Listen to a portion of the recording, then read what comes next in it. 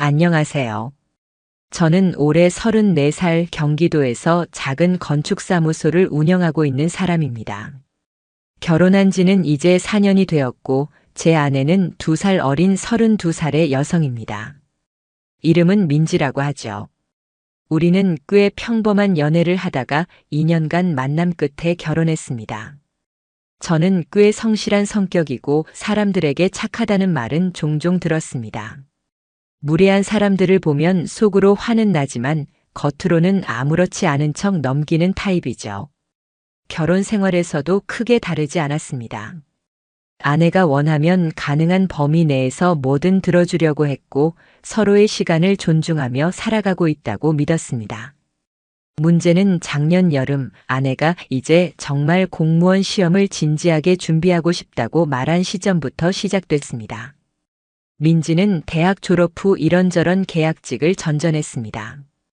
일하는 곳마다 마음에 안 든다며 몇 개월 만에 관두는 일이 반복됐죠. 그런 민지를 볼 때마다 저는 말했습니다. 민지야, 너가 하고 싶은 걸 찾아야 돼. 그래야 오래 할 수 있지. 그 말을 수없이 반복했지만 민지는 어느 순간 이렇게 말했습니다. 그냥 이제는 안정적인 삶을 살고 싶어. 매일 불안정한 계약서 사인하고 자존감도 낮아지고 내가 제대로 된 사람이라는 걸 좀 증명해보고 싶어. 저는 고개를 끄덕였습니다.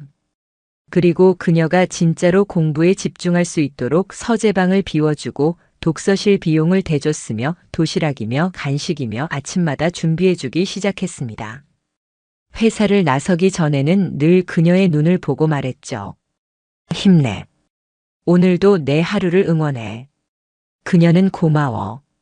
나 진짜 이번엔 제대로 할게. 라며 웃었습니다. 그 미소에 저는 아무런 의심도 하지 않았습니다. 그저 응원하는 마음뿐이었습니다. 하지만 그 응원이 결국은 제 멱살을 잡고 절벽으로 끌고 갈 줄은 그땐 정말 상상조차 하지 못했습니다. 처음으로 위화감을 느낀 건 사진 때문이었습니다.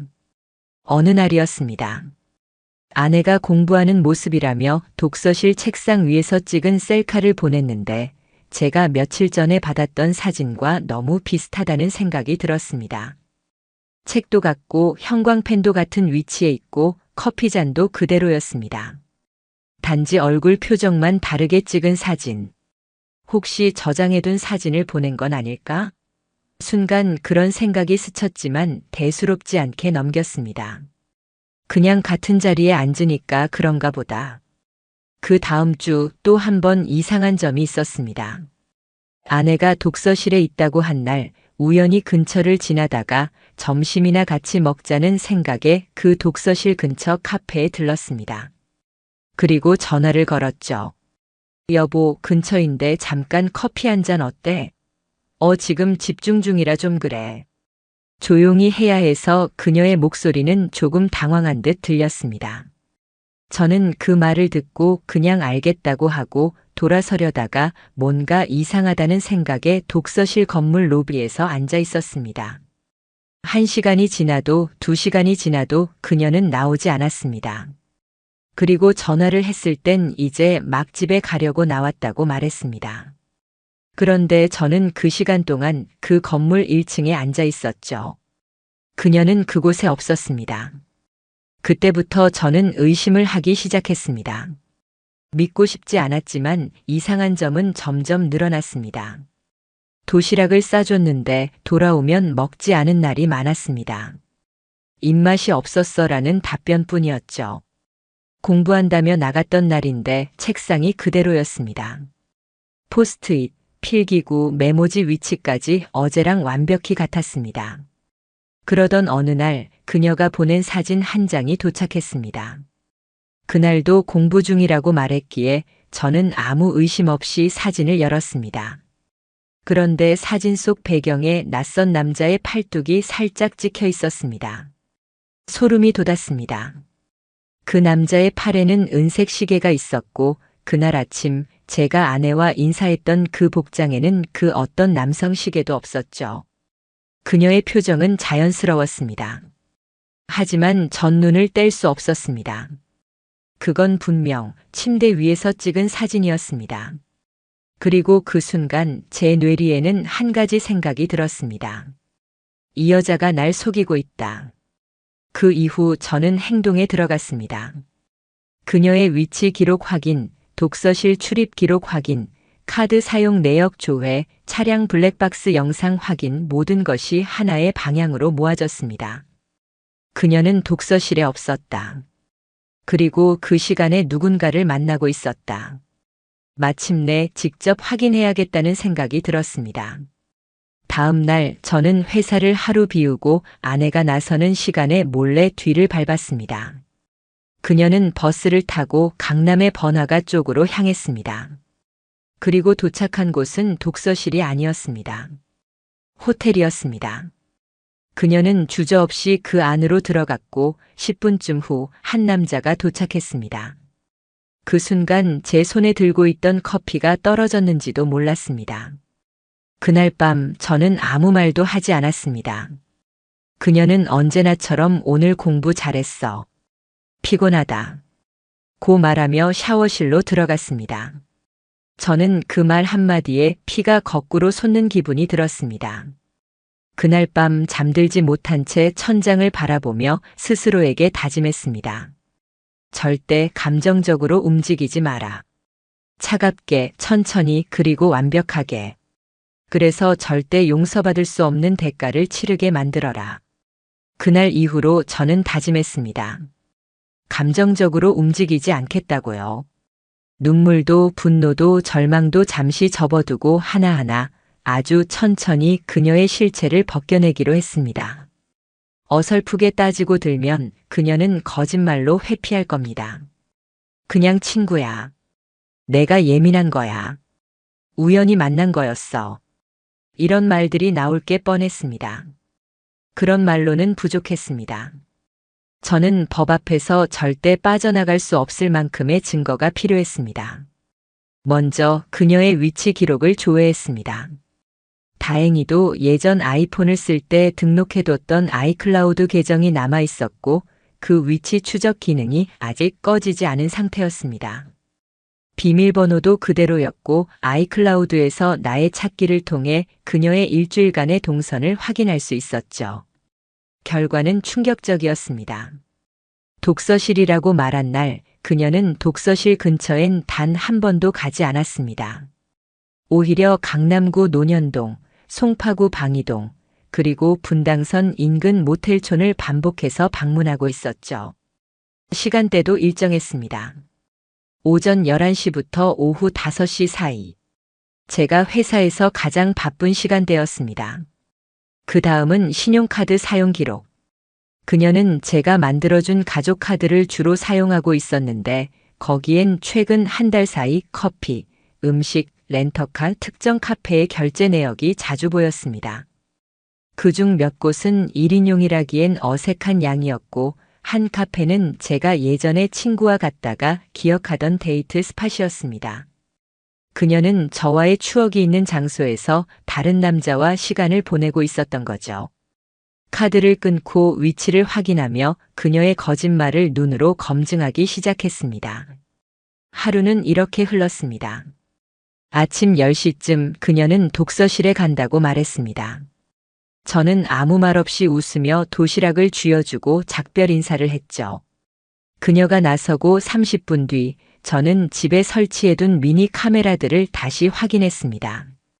작은 렌즈형 CCTV를, 현관 센서 등 위, 서재 책꽂이, 안방 화장대, 주방 와인잔 선반 뒤 이렇게 총 4곳에 숨겨놨습니다. 사생활 침해냐고요? 그녀가 나를 속이고 우리 집에서 다른 남자와 통화하며 나를 ATM이라 부른 그 순간부터 저는 더 이상 이 결혼 생활을 신뢰라는 이름으로 보호할 의무가 없었습니다. 영상엔 특별한 건 없었습니다. 하지만 그녀가 매일 똑같은 루틴으로 화장을 하고 다른 옷으로 갈아입고 도시락은 냉장고에 그냥 넣어두고 나간다는 것. 그게 반복됐습니다. 저를 위해 싸준 도시락은 결국 한 입도 먹지 않고 그대로 버려지거나 이틀 후 냉장고 구석에서 곰팡이가 피어난 상태로 발견됐습니다. 하루는 일부러 회사에 늦게 가는 척하고 집 근처 카페에 머물렀습니다.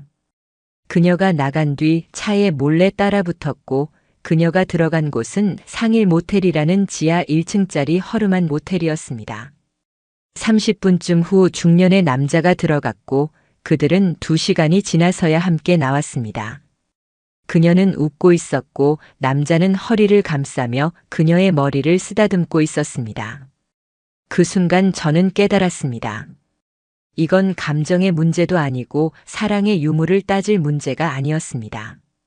그녀는 이 결혼 생활을 이용했고 저라는 사람을 지원자 정도로 생각해왔다는 거죠. 밥 해주고 돈 벌어오고 생활비 대주는 사람. 그 이상은 아니었습니다. 그날 밤 저는 그녀가 샤워하는 사이에 핸드폰 백업을 시도했습니다. 평소 그녀는 핸드폰을 손에서 떼지 않지만 샤워 중에는 욕실 바깥 선반 위에 올려두고 있었습니다. 그 사이 아이튠즈로 5분 만에 전체 데이터를 백업했고 그 결과 메시지 수신 내역, 카카오톡 대화, 음성 녹음 파일, 사진첩 모든 것이 손에 들어왔습니다. 가장 충격적이었던 건 그녀가 어떤 유부남과 연인 관계를 유지하고 있었다는 사실이었습니다. 그 남자는 제가 결혼식 때 사회를 부탁했던 박성우, 제 절친이자 회사 동기였습니다. 사진첩에는 같이 식사한 사진, 호텔 객실에서 포즈 잡은 셀카, 심지어는 민망할 정도로 가까운 거리에서 찍힌 사진들까지. 그건 단순한 외도가 아니라 이중생활이었습니다. 그리고 또 하나. 메모 앱에는 다음과 같은 문장이 적혀 있었습니다. 이혼은 순리대로 갈 것. 남편은 착해서 처음엔 당황하겠지만 내 잘못 인정하면 바로 풀릴 거야.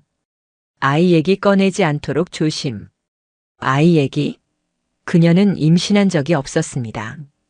하지만 그 문장은 내가 모르는 사이 무언가 더 있었음을 의미하고 있었죠. 그날부터 저는 변호사를 찾아다니기 시작했습니다. 형사소송 가능 여부, 상간자 소송, 위자료 청구, 재산 분할, 제한 방법 등 법적 조치에 대한 자료를 꼼꼼히 수집했습니다. 그리고 그녀의 위치와 카드를 실시간으로 추적하며 결정적 날짜를 정했습니다. 금요일 저는 회사에 외근이 있다고 알리고 조퇴했습니다. 그녀는 독서실 간다고 했고 그날도 어김없이 분당의 한 모텔에 도착했습니다. 그리고 그곳에서 또 다른 여자가 함께 모텔에 들어가는 장면을 목격하게 됩니다. 그건 박성우의 아내였습니다. 그들은 부부 동반 모임에서 알게 된 사이였고 아내 민지는 박성우의 아내와 친한 친구인 척하고 있었습니다. 박성우 아내도 참 이해가 안 갔습니다. 모텔에서 왜 만남을 가졌는지 말이죠. 아무튼 그 순간 모든 게 정리됐습니다. 배신, 기만, 이용, 위선 그리고 이중 계획. 진실은 이미 제 손 안에 있었습니다. 사진, 메시지, 위치 기록, 모텔 CCTV 그리고 그날 본 장면. 그녀가 독서실에 간다고 말한 금요일 오후 모텔로 향했고 거기엔 그녀와 상간남 박성우 그리고 그의 아내까지 3사람이 한 모텔 객실에 들어갔습니다. 도저히 믿기 힘든 광경이었지만 정황상 두 여자 사이에 모종의 합의가 있다는 결론에 도달할 수밖에 없었습니다. 단순한 불륜이 아닌 조직적인 기만과 사기가 깔려 있었던 것이죠. 저는 감정적으로 흔들리지 않으려 애썼습니다. 이제부터는 계획이 가장 중요했습니다. 그리고 그 계획은 단 하나의 목적을 향해 있었습니다. 그들 셋 모두에게 절대 빠져나올 수 없는 진실을 들이밀 것. 먼저 움직인 건 박성우의 아내에게 연락하는 일이었습니다. 그녀의 번호는 예전에 단체 모임에서 알게 된 적이 있었고 카톡 대화창이 남아 있었습니다. 저는 단도직입적으로 말했습니다. 땡땡씨, 지금 바쁘신가요? 급히 보여드릴 게 있어서요. 성우랑 민지 지금 같이 있습니다. 답이 없었습니다. 대화창이 3분간 머물러 있더군요. 그녀는 망설이고 있었습니다. 하지만 저는 망설이지 않았습니다. 곧장 그녀에게 모텔 앞 사진, 둘이 함께 나오는 장면이 찍힌 영상, 카카오톡 메시지 캡처 둘이 입맞춤하는 사진을 보냈습니다. 그제야 답장이 왔습니다. 저도 다 알고 있었습니다. 저는 심장이 멎는 듯한 느낌을 받았습니다. 뭐라고요? 그녀는 이렇게 이어 말했습니다. 알고 있었어요. 하지만 민지가 먼저 말했거든요. 우리 둘 다 같은 남자한테 상처받았다고요. 그러면서 제게 제안했어요. 그 사람이 바람을 피운다면 똑같이 되갚아줘야 하지 않겠냐고. 그때부터 우리가 서로의 비밀이 됐죠. 믿을 수 없었습니다. 저와 박성우, 우리가 각각의 아내들에게 가해자로 몰리고 있었던 겁니다. 저는 단 한 번도 외도를 한 적이 없습니다. 그녀에겐 변명할 거리조차 없었죠. 그런데 제 아내는 거짓 피해자 코스프레로 저를 폭력적인 남편처럼 포장했고 박성우의 아내와 공모의 복수라는 명목 아래 바람을 피웠던 겁니다. 그날 밤 저는 다시 한번 모든 영상을 정리했습니다. 그리고 그녀와 단둘이 마주하기로 마음먹었습니다. 아무 말도 하지 않고 카메라를 틀고 녹화를 시작한 채 테이블에 그녀가 보낸 메시지들을 프린트에 올려놓았습니다. 퇴근한 민지가 들어왔고 저는 묻지도 않고 말했습니다. 오늘은 좀 일찍 왔네. 앉아서 얘기 좀 하지. 그녀는 제 표정을 보곤 뭔가 눈치를 챘는지 조금 경계하는 듯 했습니다. 하지만 저는 미소를 지었습니다. 담담하게 말했습니다. 이거 내가 보낸 거 맞지? 뭐야 갑자기? 오늘도 오빠랑 있어서 행복했어. 남편은 몰라. 걔는 항상 눈치가 없어. 이 문장 말이야. 이거 내 맞춤법 그대로더라. 그녀는 얼어붙었습니다. 내가 설명할게. 좋아. 들어볼게. 근데 그 전에 이 영상 먼저 보자. 내가 들어간 모텔, 성우랑 같이 나오는 장면. 그리고 성우 아내한테 보낸 내가 먼저 유혹한 거야라는 메시지도 확인했고. 그녀는 손으로 입을 막더니 눈물을 보였습니다. 아니야 그건 뭐? 내가 상처 준 거니까 바람펴도 된다는 거야? 너 혼자 피해자 시뮬레이션 하느라 고생 많았겠다. 그녀는 결국 울음을 터뜨렸고 무릎을 꿇고 말했습니다. 미안해. 여보, 나 정말 그럴 생각 없었다면 왜 그 사람이랑 8개월이나 연락했어? 왜 너희끼리 해외여행 계획 세우고 있었어? 내 통장에서 빠져나간 500만 원은 뭐고? 우리 통장 비밀번호 알려준 이유는 뭐야? 그녀는 입을 꾹 다물었습니다. 그리고 고개를 떨구었습니다. 그 순간 저는 알 수 있었습니다. 이 여자는 이제 어떤 말로도 자신을 변명할 수 없다는 걸. 이제 법대로 하자. 저는 그 한마디만 남기고 방으로 들어갔습니다. 그녀는 울면서 현관문 앞에 주저앉았고 한참을 그렇게 앉아 있더군요. 하지만 그 울음은 제게 아무런 울림도 주지 못했습니다. 다음 날 저는 민지와 성우 두 사람에게 상간자 위자료 청구 소송, 부정행위로 인한 이혼 소송, 명예훼손 소송을 동시에 진행했습니다. 이미 변호사와 모든 증거를 정리해둔 상태였고 그녀가 반박할 수 있는 여지는 없었습니다. 그날 이후로 그녀는 집을 나갔고 성우는 본인의 아내에게 이중기만 사실이 들통나 바로 쫓겨났습니다. 가장 통쾌했던 건 민지가 성우를 찾아갔지만 성우는 민지를 철저히 부정했다는 것이었습니다. 그냥 같이 놀았을 뿐이야. 사랑? 무슨 사랑? 그 말에 민지는 무너졌다고 합니다. 법은 감정을 묻지 않습니다.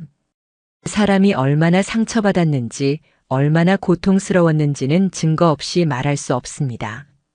그게 현실이고 저는 그 현실을 똑바로 마주하기로 했습니다. 민지와 저는 정식으로 이혼 소송에 들어갔습니다. 동시에 저는 상간자 위자료 청구 소송, 그리고 그녀가 저에 대해 유포한 허위 사실들에 대해서는 명예훼손 및 모욕죄 고소장도 함께 접수했습니다. 법적으로 이기기 위해선 모든 것을 수치화하고 문서로 증명해야 했습니다. 민지가 제게 남겼던 말들, 사실 너도 다른 여자 있었잖아. 성우 오빠는 날 이해해줬어. 그건 잠깐의 실수였고 넌 너무 감정적으로 굴잖아. 이런 말들에 흔들리지 않기로 했습니다. 그저 말없이 증거를 꺼내 보여주면 됐습니다. 첫 번째 재판은 이혼 및 위자료 청구와 관련된 내용이었습니다. 민지는 제 변호사 측에서 제출한 증거들을 처음 본 듯한 얼굴이었습니다. 하지만 그건 당연하죠. 저는 지금까지 단 한 번도 그녀에게 제가 무엇을 알고 있는지 노출하지 않았으니까요. 그녀는 고개를 떨구었습니다. 법정에서는 눈물도 후회도 변명도 통하지 않았습니다. 판사는 차분한 목소리로 말했습니다. 원고 측은 피고의 부정행위를 입증할 수 있는 충분한 정황과 증거를 제출했습니다. 피고 측은 반박 자료가 없으므로 법적으로 유책 배우자로 판단됩니다. 그 한 문장만으로 이미 승패는 정해졌습니다. 민지는 성격 차이를 주장하며 결혼 생활에 반복적인 감정적 폭력이 있었다고 했습니다. 하지만 그 말은 오히려 그녀가 과거에 친구들과 나눈 카카오톡 내용, 우리 남편은 정말 착해서 재미가 없어 싸우자고 해도 그냥 도망가듯 피암 키읔키읔 같은 메시지로 인해 스스로 무너졌습니다. 저는 판사 앞에서 단 한마디도 하지 않았습니다. 모든 건 문서와 캡처, 녹음 파일이 대신해줬습니다. 재판 말미에 판사는 이렇게 말했습니다. 민지 씨, 귀하의 행동은 단순한 일탈이 아니라 결혼 관계를 기만하고 훼손한 고의적 행위입니다. 그와 함께 상간자와의 연대 책임이 충분히 성립된다고 판단됩니다. 결국 이혼 성립, 위자료 3천만 원 판결, 재산 분할 권리 박탈이라는 결과가 나왔습니다. 그리고 두 번째 전쟁, 박성우와의 상간자 소송이 기다리고 있었습니다. 그는 초반에 이렇게 말했습니다. 그냥 말려든 거예요. 저도 힘든 시기를 겪고 있었고 솔직히 그녀가 먼저 유혹했습니다. 그 말을 들은 순간 저는 피식 웃음이 나왔습니다. 제가 제출한 영상 속에는 그가 먼저 그녀의 손을 잡고 다정하게 허리에 손을 올리며 다음 주엔 2박으로 갈까? 라고 말하는 장면이 담겨 있었습니다. 심지어 제 결혼식 영상에서 그는 마이크를 잡고 이렇게 말했었죠. 민우야, 민지랑 진짜 잘 어울린다. 이런 여자는 절대 놓치지 마라. 그리고 민지야, 이 사람은 진짜 착한 사람이야. 내 친구 중에 가장 순한 남자야. 그 말을 했던 입으로 그는 제 아내와 관계를 맺고 있었습니다. 결국 법원은 그에게도 2,500만 원의 위자료 배상 판결, 사적 관계에서의 부정행위 책임 인정을 내렸습니다. 박성우의 회사는 공기업 협력사였기 때문에 사회적 평판을 중요시했습니다. 이 사건이 알려지자 그는 인사팀 조사를 받고 윤리규정 위반 사유로 계약 해지 및 퇴사 처리를 당했습니다. 그의 아내 역시 자신이 공모자처럼 보여질 것을 두려워해 그와의 이혼을 즉시 진행했고 위자료를 전액 요구하며 성우를 집에서 내쫓았습니다. 그렇게 그는 하루아침에 가정도 직장도 체면도 모두 잃었습니다. 민지는 그 후 한 번 저를 찾아왔습니다. 저는 그녀에게 문을 열지 않았습니다. 현관 도어락 너머로 그녀는 말했습니다. 나 진짜 다시는 안 그럴게. 내가 왜 그랬는지도 모르겠어. 여보, 나 아직 좋아해. 하지만 저는 그녀가 과거에 성우에게 보냈던 메시지 하나를 기억하고 있었습니다. 남편은 그냥 이용할 수 있는 남자야. 말도 안 하고 다 주잖아. 그게 뭐야? 남자도 아닌데. 그 말은 법정에 제출하지 않았습니다. 하지만 제 기억엔 평생 지워지지 않을 겁니다. 저는 그녀에게 말했습니다. 조용히 담담하게. 민지야, 내가 널 용서하지 않는 이유는 내가 실수해서가 아니야. 너는 그 실수를 사랑이라 착각했기 때문이야.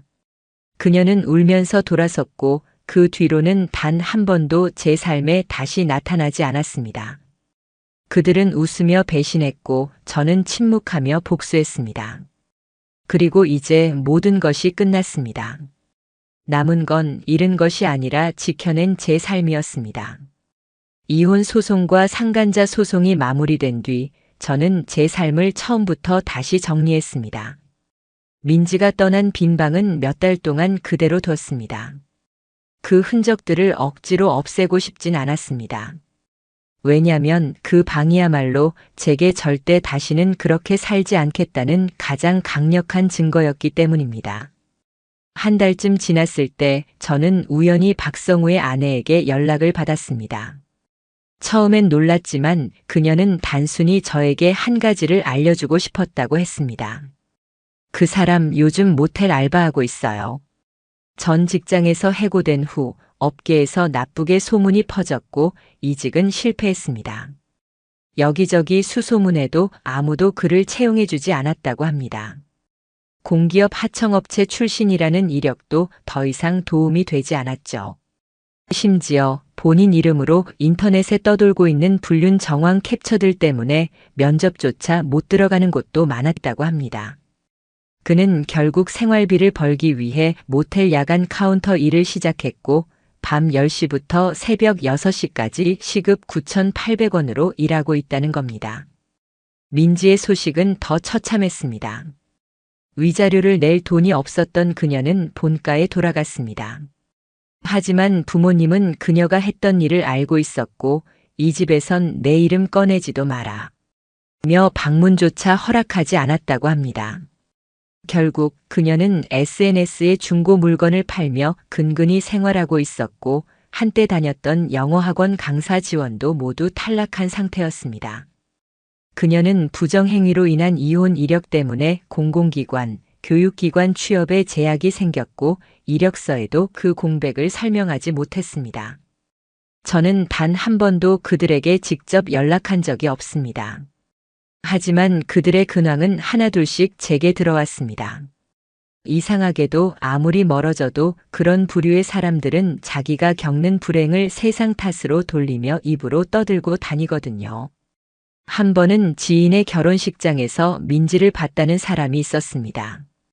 그녀는 말없이 구석에 앉아 있다가 신부 입장 순간 눈물을 보이며 혼자 조용히 나갔다고 했습니다.